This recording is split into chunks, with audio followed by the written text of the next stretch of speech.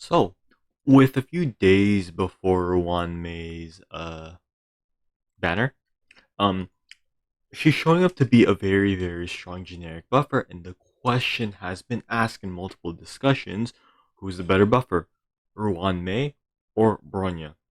Both have their pros and cons, and I'll go over both of them. With Bronya, her skill gives the hyper carry an extra turn, which allows a massive 2x damage increase and some more because Bronya's skill does give a damage bonus with the extra turn. An extra turn allows twice the amount of energy gained every cycle, so the downtime of an ult is reduced by half. This is what makes Bronya such a monstrous support character. Buffers that give a 30 to 40% damage increase would be considered to be incredibly strong, but a 100% damage increase at the worst case scenario, that's unthinkable. And there's bound to be a cost to this absurdity, and it's the SP requirement ballooning because Bronya requires 1 SP along with the assumption that the hypercarry needs to spend 1 SP, so you would need a very SP efficient team.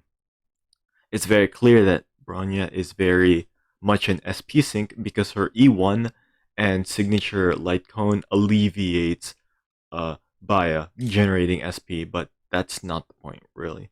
Jinglu's the perfect DPS for Bronya because Jinglu half the time will not spend SP, and while IL can technically work with Bronya, like you get IL, you basic attack, and then you buff with Bronya, then you 3 skill. It's not recommended because it's a really, really fragile to action bar manipulation. So if one of the characters slowed, the team comp kind of goes out the window. And yeah, the consistency basically. Ruan Mei, on the other hand, is a very, very different buffer as she scales from Break Effect. Doing so gives a damage bonus to all allies based on how much Break F Ruan Mei has above 120%, and enemies are delayed when attempting to recover from the weakness broken state, along with all res pen for all allies when Ruan Mei's ult is active. She also gives a 50% weakness break efficiency, so it's easier for allies to weakness break enemies.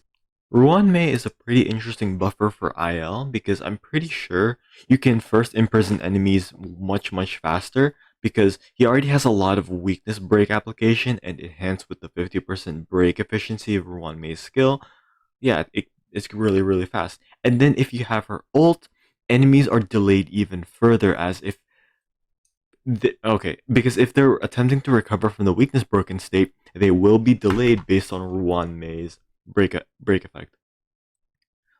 Ruan Mei also acts as a pseudo buff for Sushang because Sushi wants enemies to be weakness broken with no way to facilitate it in any way through her own kit.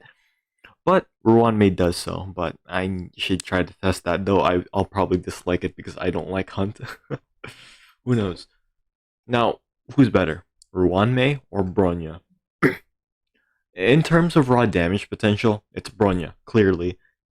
A 100% increase in damage is far too much to uh, keep up with Ruan Mei. But guess what?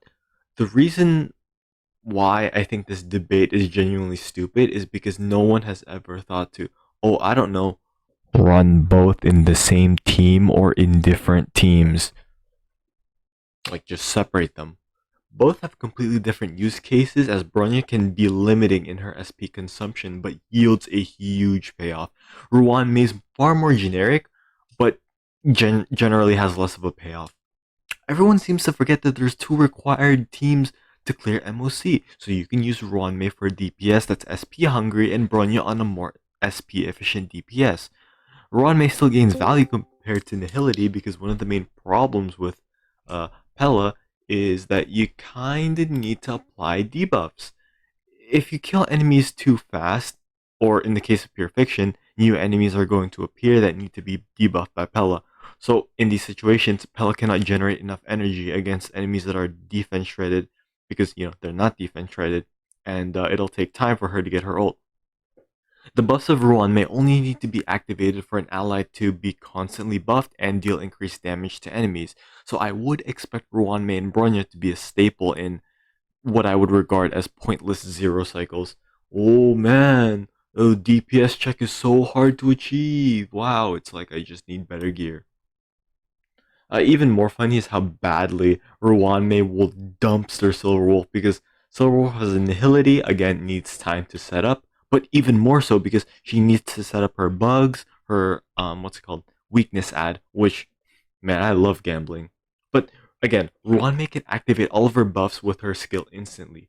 Even though Silver Wolf can apply weakness, add, and defense shred, Silver Wolf can only reduce the damage resistance of an enemy by 20% if they were not weak to that element in the first place. So at best, an enemy will have 100% resistance, and it will be reduced by 13% from Silver Wolf, but only to a single target because that 10% resistance reduction is only applied when she attacks an enemy with her skill. So, not a fan of using multiple skills on multiple enemies, huh? But then compared to Ruan Mei's 25% team wide res pen buff, her res pen or Ruan Mei's res pen can affect every target that the DPS can damage. So it doesn't matter if you're Hunt, Blast, or True AoE. You will affect all enemies with that and gain way, way more value. Sure, Silver Wolf is better against one enemy, but when Ruan Mei doesn't require you to color match your team with dumbass mono or duo teams or duo elemental teams, and Ruan Mei being better when there's more than one enemy, as I mentioned before, I'd rather take Ruan Mei's superior strength and flexibility. Genuinely, I'm gonna be real. I do not care about the Ruan Mei versus Bronya discussion. Well, I kind of do because I want people to know that both are equally valuable. But I hope Ruan Mei is a wake up call that Silver Wolf isn't as good as people think, right? But and also, on God, if someone copes that Silver Wolf can do 100k in break damage, I need you to look at Jinglu or IL dwarfing 100k damage easily. While break effect Silver Wolf needs time to actually break the enemy, and that will take multiple turns. And even if you have a mono quantum team, you need the proper timing for Silver Wolf to be the one to break the enemy. And if you're in a situation where there's only one boss, oh man, I hope you have a good time. Yeah, mono elemental teams are so stupid, especially with Silver Wolf. I don't understand how people can think Silver Wolf is a good character and just. This is why I don't trust the Honkai Star Rail community with anything.